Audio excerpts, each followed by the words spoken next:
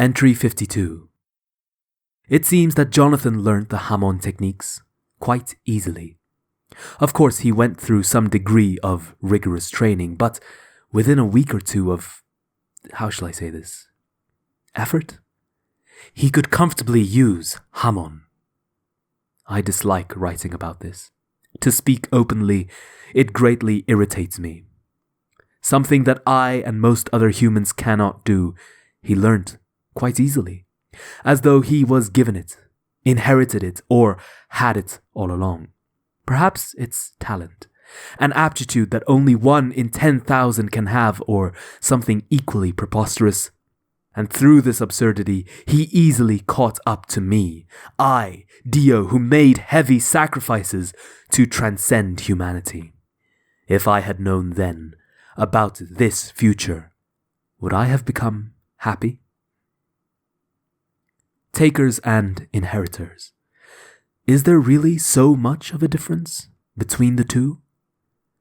Had I known from the beginning that these differences not only existed but would arise so significantly, would I have had the resolve necessary to face it? Or, at the very least, more resolve than Jonathan? Of course, I don't know what sort of resolve or preparedness Jonathan had, nor do I very much want to know. I, having become a monster, was hiding in order to recover. But Jonathan, seeking single-mindedly to destroy me, chased me down to the town deep within the mountains where I sought refuge. Knight's Lot. It was a town built in the Middle Ages to train knights who sought to serve the kings of the era.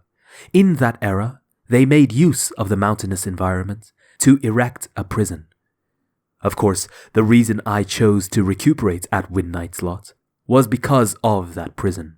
As I have written many times before, fiendish humans make for better zombies. I was trying to create a zombie army. In fact, I was more or less able to do so. I resurrected powerful, legendary knights, who were even recorded in textbooks of the time, Tarkus and Bruford. They became my close aides. But lesser knights were significant zombies too.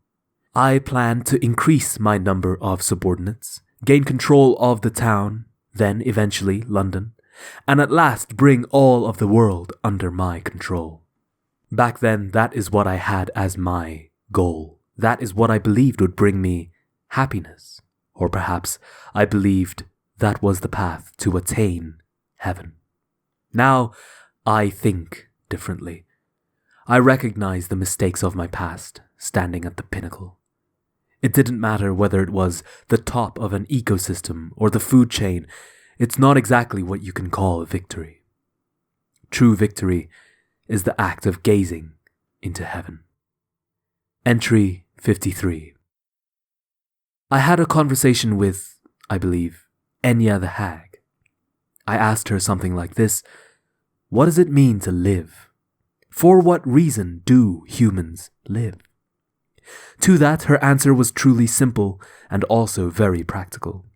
To obtain that which they desire.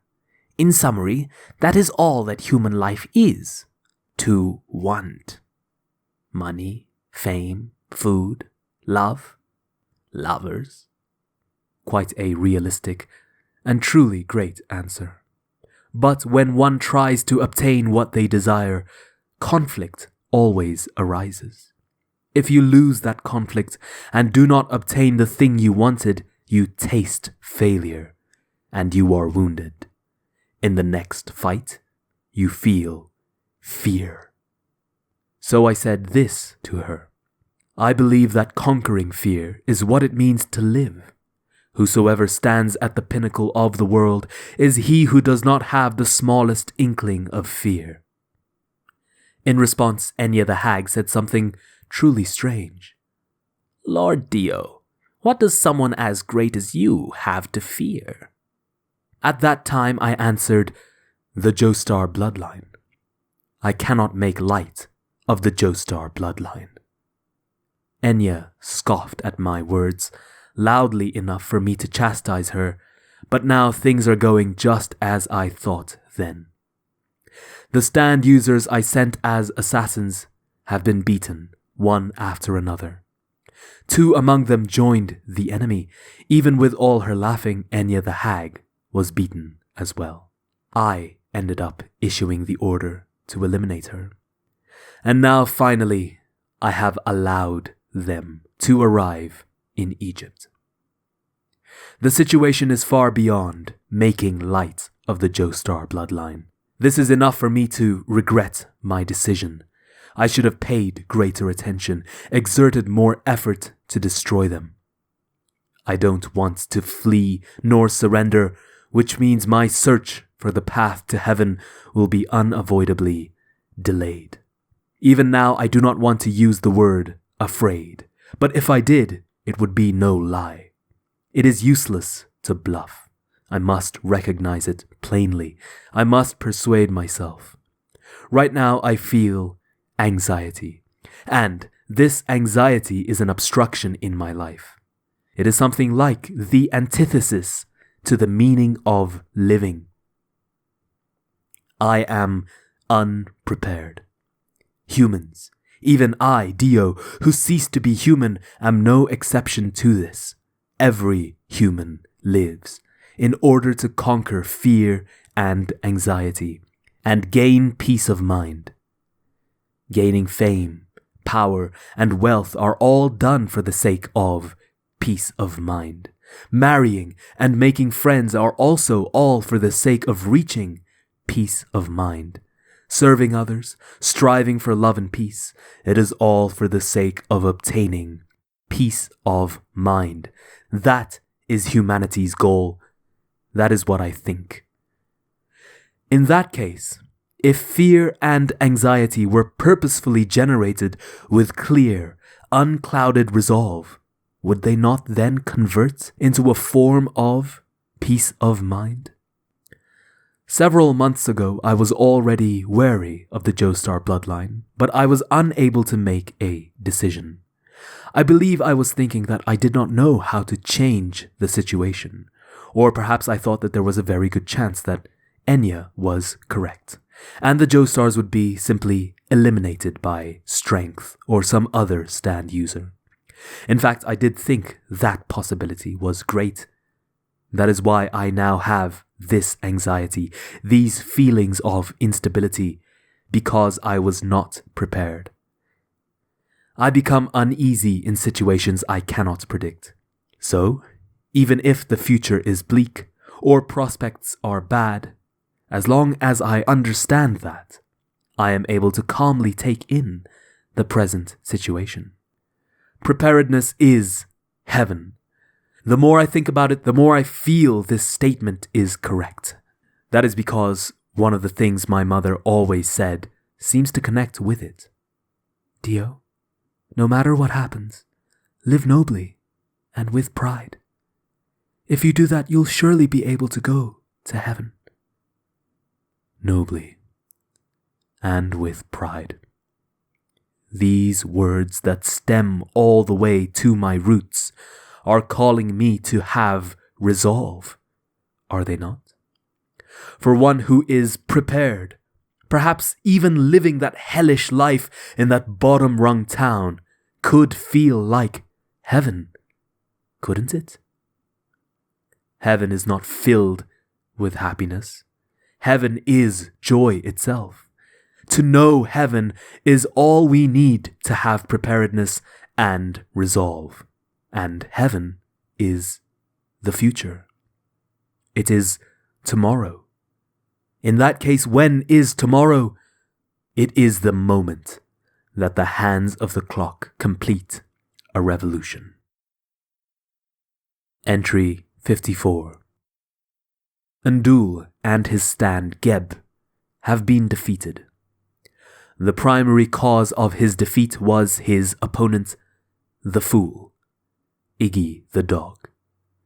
I suppose, the battlefield being a desert, even Andul, that shrewd tactician, had difficulties trying to fight a stand that controls sand. Is that a coincidence? Merely a coincidence? It just so happened that when they battled in the Egyptian desert, the Joestars recruited a sand manipulator to aid them? The timing is suspect. No matter how one justifies it, it is too big a coincidence. Perhaps then, it is fate. Or perhaps simply good luck. Certainly if Undul's opponent had been Jonathan, I would acknowledge good luck. I would also say that the fact I survived for a century in the bottom of the sea is thanks to Jonathan's luck. It was thanks to his luck that I was brought up from the bottom of the sea as well. It's very possible that I may have simply been trapped there rotting forever. Even in my battle 100 years ago, I should have won against Jonathan 1,000 times out of 1,000. The very act of calculating Jonathan's chances of winning would seem ridiculous. It was so low. And yet, I lost. I lost all our fights. And even now, the one person I thought I had defeated, Muhammad Avdol, is alive. Ultimately, it must be fate. In other words, something like the future is allied with the Joestar family. However, it is not all bad news. Although he is not fully retired, Undul successfully wounded Kakyoin, it seems. For now, their fighting power has diminished. I have to hand it to Undul. If possible, I would have liked to praise him directly, but he's dead, so that's impossible. I believe he was someone that was prepared. He was a stand user that gained his powers not from the bow and arrow, but was born with them. He knew he was apart from the world. Even so, he lived, not fearing anything, relying only on his stand and his wicked acts. I respect that way of living. Speedwagon may be dead now, but if he were alive, I expect he might say that a man like Undul, a man who was born a stand user and therefore unable to adapt to the world he was born into, and then strayed from the path of morality, was also born evil. Undul was a man who made no room for sympathy in his mind, and was evil in such a way that you couldn't help avert your eyes. He killed without a second thought. Such a person called me the Messiah of evil. I am no such thing, however. Well, perhaps that's not for me to say, but I don't consider it of myself. Actually, I only think that wicked people make for more powerful subordinates who are easier to handle. That is, the more evil they are, the more capable they are as subordinates. But those who discard others by saying they were born evil, such crass and arrogant people really boil my blood. In a word, I find them unpleasant. I prioritize myself in this matter, but also for the sake of people like Undul, I must establish it. The path to heaven. Whoever they are, bad or foolish people, I must help them attain heaven. As a being that has surpassed humanity, as he who bears the world on his shoulders, it is my duty. It is my goal.